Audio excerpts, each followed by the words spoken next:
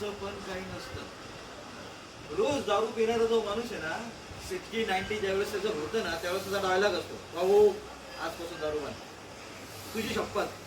बरोबर घेतली ना मग त्याने शपथ. आता ठरवलं ना त्याने सोडायची, मग दुसऱ्या दिवशी संध्याकाळी परत काय होतं? बरं, त्याला समजत नाही असेल तर काही फार नाही. जर समजा एक माणूस आहे, त्या माणसाला सांगितलं की तुमचा मुलगा 10वीला आहे, त्याच्या महत्वाचे पुस्तक आणायचं आहे, एवढे रुपये लागतात, आणि त्या माणसाकडे तेवढेच रुपये आहे, आणि त्याला दारू प्यायची सवय आहे. तो दारू प्यायची पुस्तक नाही घरी, तो दारू पेल घरी जाऊन मुलाची माफी मागेल, मग तो दारू पिऊन जाईल. समजतंय? समजवल्याने व्यसन सुटतं, ह्याच्याने व्यसन सुटतं, त्याच्याने व्यसन, सगळे प्रकार झालेले आहेत ना. बरं, व्यसनमुक्ती केंद्रामध्ये किंवा मानस उपचार तज्ञ जो डॉक्टर असतो, तो व्यसनी व्यक्तीला समजून सांगतो. त्याच्यापेक्षा जास्त इमोशनली ब्लॅकमेल जे आहे ना, ते रोज रात्री त्याची बायको करतो. बरोबर का? समजून काय फरक पडला? नाही फरक नाही. मला फक्त एवढंच म्हणायचं आहे, जोपर्यंत व्यसन कसं लागतं आणि व्यसन कसं सुटतं हे समजत नाही ना, तोपर्यंत व्यसन सुटणार. तुमच्या खिशामध्ये जे काही गुटखा वगैरे आहे ना, ते जरा काढा, त्याच्यावर असं मोठं कॅन्सरचं चित्र लागलं. बरोबर हो की नाही? मला जगातला एकच माणूस दाखवा ज्याने बघितलं अरे ऍक्च्युली कॅन्सर होतो बरं का, नाही नाही खाऊ नका, फेकून द्या.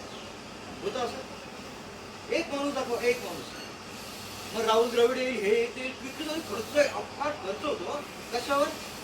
तंबाखूने कॅन्सर होतो ह्या गोष्टीवर. एक माणसाची पण व्यसन सुटत नाही. आपण आता आज समजून घेऊ व्यसन लागतं कसं आणि व्यसन सुटतं. ओके, समजा काय नाव करतो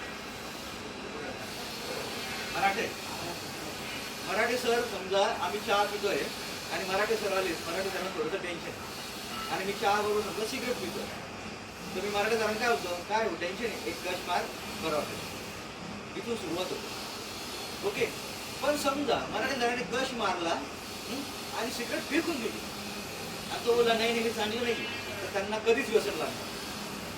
बरोबर? बरं, दुसरं एक असं, सगळ्यात सुरुवातीला ज्यावेळेस माणूस कश मारतो, तंबाखू घेतो, खातो, गुटखा खातो, त्यावेळेस असं होतं का अरे यार काय टेस्ट आहे, काय मजा आली, असं होतं? नाही. काय होतं? खोकला येतो, ठसका जातो, काहीतरी त्रास होतो. का बरं? अल्कोहोल निकोटीन ज्यावेळेस बॉडीमध्ये जातं त्यावेळेस लिव्हर नावाचा एक पार्ट असतो, लिव्हर ते टेस्ट करतं, आणि टेस्ट केल्यानंतर रिॲक्शन देतं. रिॲक्शन म्हणजे काय? हे बॉडीला सूट होत नाही, त्याला रिॲक्शन होतं. पण एकदा खाल्लं, दोनदा खाल्लं, तीनदा खाल्लं, 2-3 वेळा खाल्ल्यानंतर नाही खाल्लं तर व्यसन लागत नाही, पण 4-5 वेळा खाल्ल्यानंतर मजा येते. मजा येण्याच्या पाठीमाग कारण हे अल्कोहोल निकोटीन लिव्हरमध्ये जातं, लिव्हरला इन्फेक्शन होतं, इन्फेक्टेड पार्ट हा रिॲक्शन देणं बंद करतो. बंद केल्यानंतर अल्कोहोल निकोटीनचा परिणाम मेंदूवर होतो, आणि मेंदूमधून डोपामाइन नावाचं लिक्विड सिक्रेशन होतं, आणि डोपामाइनमुळे मजा येते, अल्कोहोल निकोटीनची मजा येत नाही. समजलं? म्हणजे व्यसन केव्हा लागलं? लिव्हरला इन्फेक्शन झालं. समजतं? तुम्हाला हे माहिती का, लहान मुलं माती खातात घरामध्ये, आपल्याला पण माहित नसतं ना माती कुठे, तो बरोबर कोपऱ्यात जातो, बरोबर उठून खातो. बरोबर? तसं तुम्ही मराठी माणसाला आहे ना, तामिळनाडू कर्नाटकमध्ये सोडू नये, जिथं त्याला दुकानाचं नाव पण वाचता येतं, ती भाषा त्यांची, तरी पण संध्याकाळ पण बरोबर दुकान. बरोबर ना? आता काय लहान मुलाला तुम्ही समोर बसून कितीही समजून सांगा, काय फरक पडतो?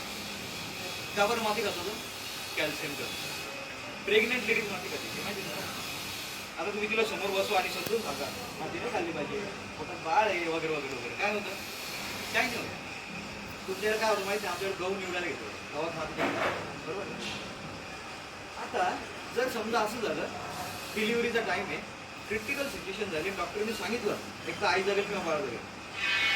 ओके, आणि डॉक्टर आई कशी गेला आणि सांगितलं एक तर तू जगशील किंवा बाळ जगेल, काय करायचं? ती आई काय म्हणते?